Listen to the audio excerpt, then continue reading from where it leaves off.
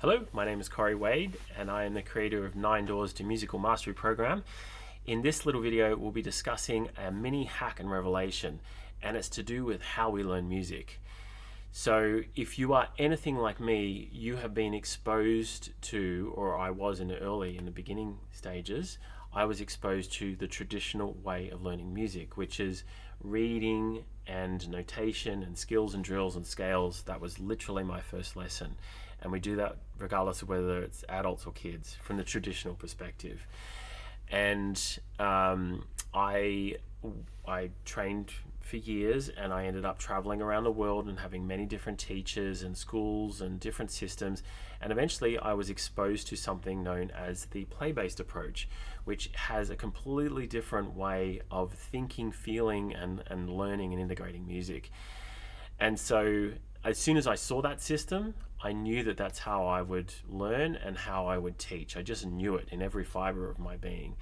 And to discuss the differences between those two systems, the traditional way of learning, the focus of notation and reading and technique and precision and skills straight out of the door, unfortunately has a huge fail rate. That way has tremendous fail rates. And if you don't believe me, I suggest you ask 2 questions in your community that just randomly ask these 2 questions. And the first question is, have you learned music? Have you learned piano, for example, piano?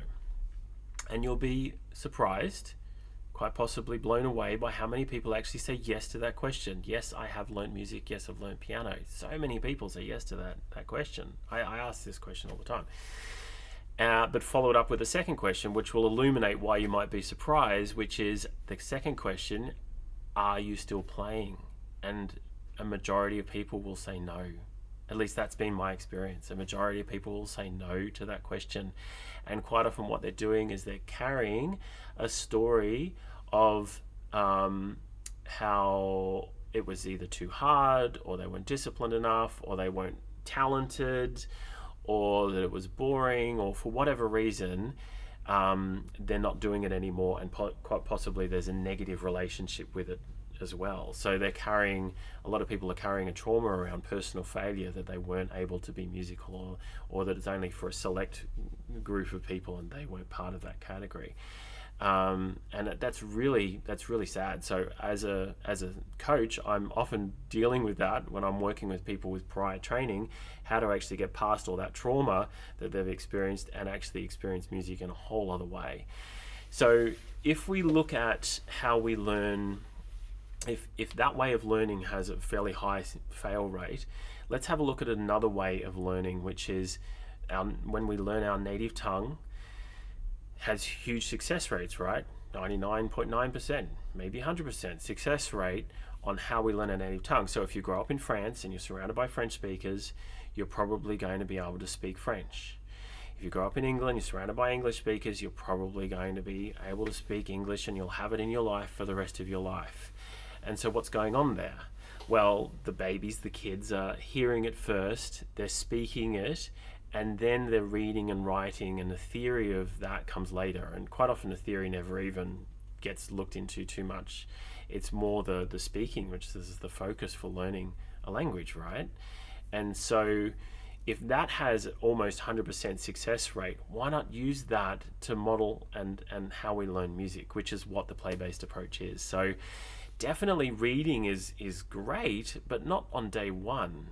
Reading and theory and technique second or tertiary, or a little bit later. What we want to do is we want to play music first, right? So the play-based approach is to play first and read later, read second, or play before you read. And what happens is, if you are playing versus practicing, this is a mentality process as well. I don't even generally use the words practice for my new students. I don't use the words homework, because if we're doing it right, it should be fun and interesting, and they want to get home and play on their instrument, right? So play is, we're more relaxed, and therefore we're more creative, and we learn much quicker when we're playing.